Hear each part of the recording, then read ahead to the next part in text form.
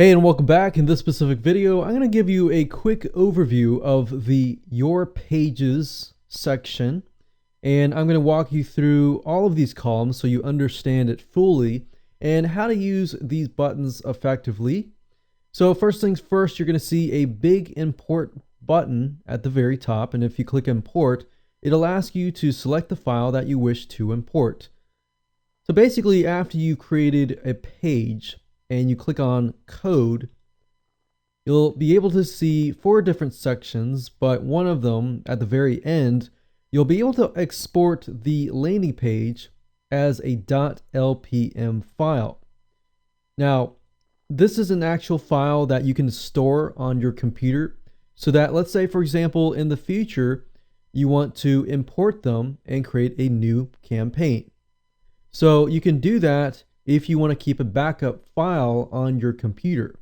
Or you can also get creative and give away your .lpm page to, let's say, for example, a business partner who has Landing Page Monkey installed and they have an account as well. So there are many different ways of looking at this. First things first, this column shows the page name. This column here is the impressions, which are the landing page impressions. So every impression that you get will show up here. This column is the submits, and it shows the number of times that the submit button has been pressed. So if you want to be able to track how many times people have clicked the submit button, you'll be able to see it here. Now, this column is the action percentage, which is the conversion ratio for submits versus impressions. TP hits refers to the number of impressions of the tracking pixel. If you click on code, you'll be able to see that we give you a tracking pixel that you can add to your final confirmation page or your thank you page. This way you know that from how many people that actually signed up, how many of those actually hit your confirmation page. And then of course, TP percentage is the conversion ratio for impressions versus TP hits. Another thing, in your pages screen, you can now click on the column headings to sort them if you would like to do so.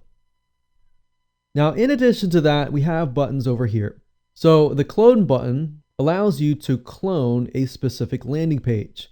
So as you can see, when I clicked the clone button, it populated everything with the landing page that I cloned. And as you can see, that you can tell that this is a clone, as it says clone of the earlier page that you cloned.